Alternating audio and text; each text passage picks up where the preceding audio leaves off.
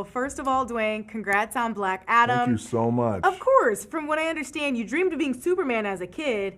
We're up in the ante. How does Black Adam top that?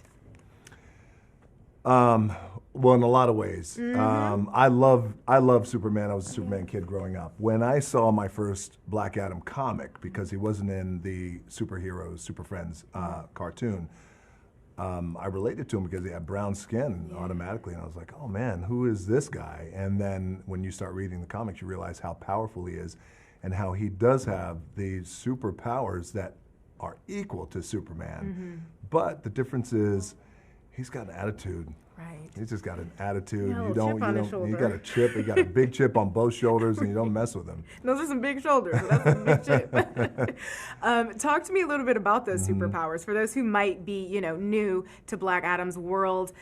I won't give it away. You explain. What are his superpowers? Well, I always like to explain it like this because Black Adam, even a year and a half, 2 years ago, no one knew who Black Adam was. Certainly not the masses. Comic book fans knew, but Black Adam, I like to explain it and characterize him in this way. He has all the powers of Superman. The only difference is Superman won't kill anybody. He brings them to justice. And that's his core, and that's his ethos. And we respect that. Yeah.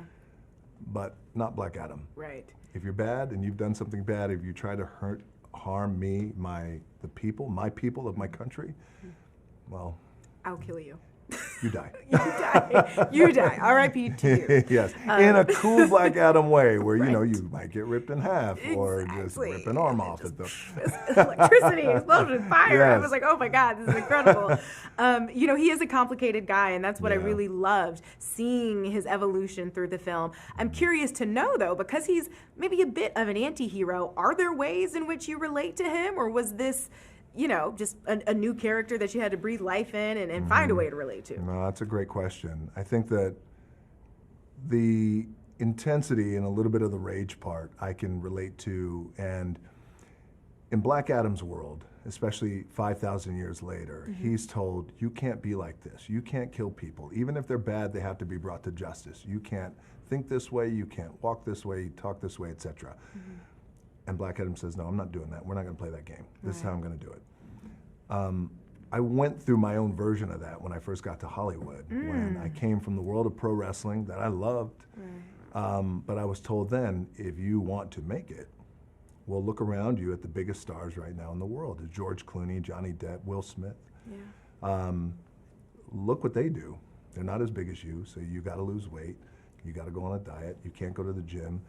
They don't go by a moniker, the anything. It's not, so don't call yourself The Rock. Let's transition to Dwayne Johnson. And you know what? Maybe you shouldn't talk about pro wrestling, because pro wrestling is the kind of culture, or or to some people, a subculture that a lot of people don't get, or maybe they don't like. And we're trying to go for mass appeal. So if you don't know any different than like what I did, Zuri, I'm like, okay, I'll buy into it, okay. And I didn't have, I did buy into it for a couple of years until it was just eating me up inside, until finally I said, no, we're not gonna play this game anymore. I can't be this. This is not me, I'm not doing it. I gotta do it my way. I fired everybody. Oh, love that. And for you, not them. I brought a lot of people, new people in, different people in, who just let me be myself. And then I said, look, I love those guys. And just in terms of Will and George Clooney and those guys, and they're big stars, and if I ever make it to their level, great. But if I don't, great, because at least I was myself.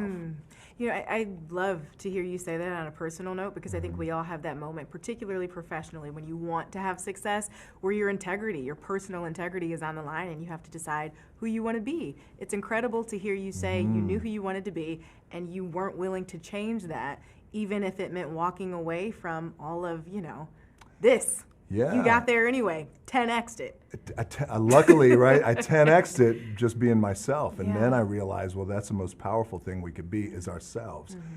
Then I also realized, as I'm sure you know too, like it takes time to get there. Like that stuff doesn't happen overnight. And you got to have faith, and you got to have work ethic, and you got to have belief, and all these things that kind of converge to make that happen. Wow, so well said, beautifully said. Thank you.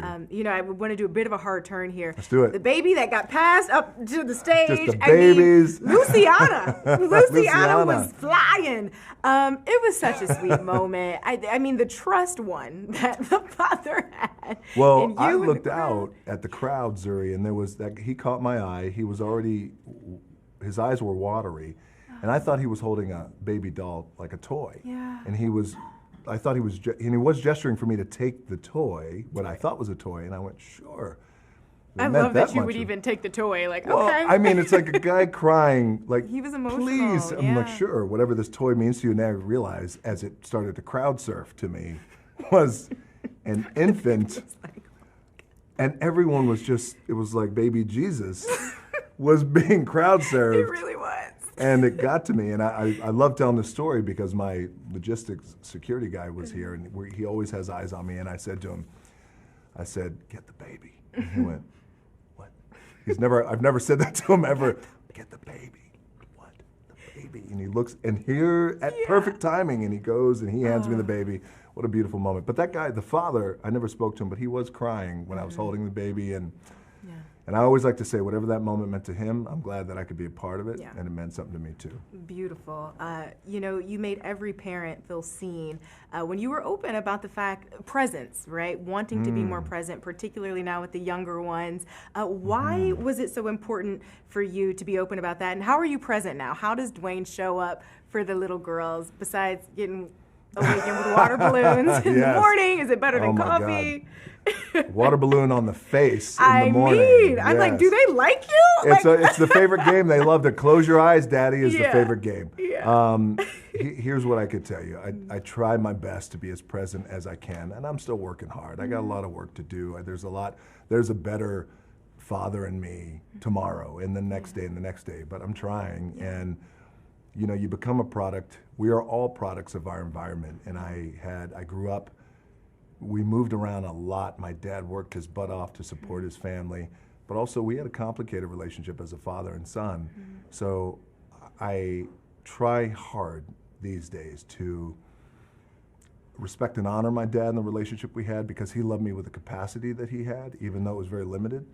So I try hard now to not be that, but give so much to my little girls who's 6 and 4. I got an older one too who I'm really proud of, Simone. So I'm just trying. That's all you could do is just try. Just try hard.